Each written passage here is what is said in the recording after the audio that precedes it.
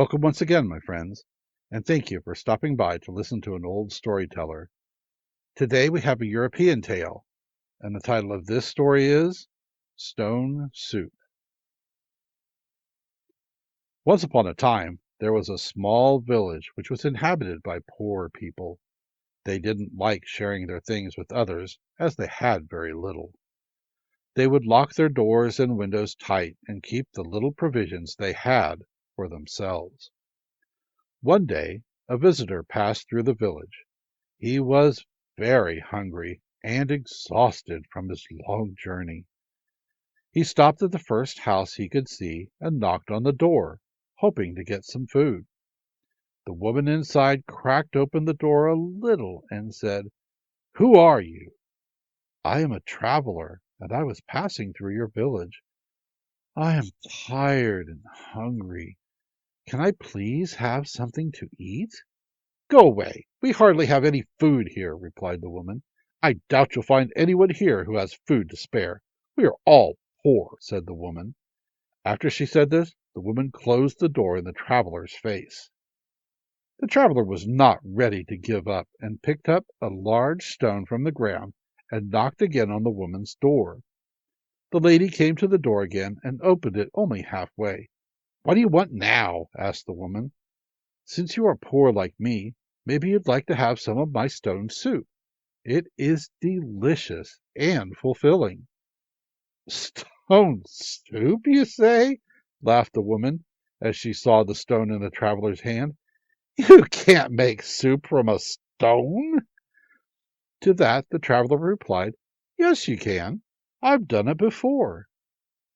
The woman didn't believe him, as she had never seen someone make soup from stones before. However, she was hungry too, so she invited him in. She lit the fire and placed a kettle of water on top and opened the window to let the heat out. The traveler placed the stones in the water until the water started boiling. He took a sip of the hot liquid and said, "It's almost done. But if you had just a little salt and butter, that would taste much better." The woman went to her cupboard and returned with salt and butter. As the traveler was adding them to the stone soup, the woman's husband returned home with carrots and potatoes in his hand. "What are you cooking?" asked the woman's husband. "Stone soup," replied the traveler and the woman. The man could not believe this and thought that it was impossible to make soup out of a stone. "It's almost finished," said the traveler as he tasted another spoonful of the soup. "However, it would taste much better if we added carrots and potatoes to it," said the traveler. The husband was also hungry, so he agreed to add some carrots and potatoes to the stone soup. Soon the smell of the soup drifted out of the open window and down the lane. A neighbor who usually stayed inside wandered out and followed the smell all the way to the first house. There he heard the woman, her husband, and the traveler talking about the stone soup. "Is the stone soup ready now?" the woman and her husband asked the traveler. "Well, yes, but it could be even better if we had some turnips and beans." "I have some!" yelled the neighbor who was watching them from the window. The neighbor was curious to taste the soup made of stones, so he returned with turnips and beans. He poured it into the pot, and the smell of the soup drifted further into the village.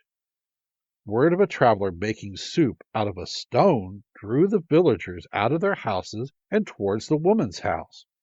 They all followed the smell. "Is the stone soup ready yet?" asked the villagers when they came to the window. "Yes, but I remember having stone soup with fresh chicken and broth in the stew once," replied the traveler. "I have chicken," said a farmer, then ran home to get some. "I have broth," exclaimed another villager, who ran to fetch it. They both came and placed the items into the pot. By this moment the pot was full to the brim with goodness. The traveler tried another sip of the soup. "Perfect!" he exclaimed. He then proceeded to serve a bowl of stone soup to every villager. "It's delicious," said the villagers. "Where can we get this magic stone?" asked some. The traveler shook his head and pulled the stone from the soup. The villagers realized that it was a normal stone, and the flavor of the soup came from the ingredients and not the stone. The traveler drank what was left of the soup and continued with his journey. The villagers realized the importance of sharing, and from that day on, they shared their things with each other and lived happily together. Thank you once again for listening to this story. If you enjoyed this story, please press that like button. Also, please help an old storyteller out by subscribing to my channel. The next story will be posted in a few days, so until then, may your story continue to be a good one.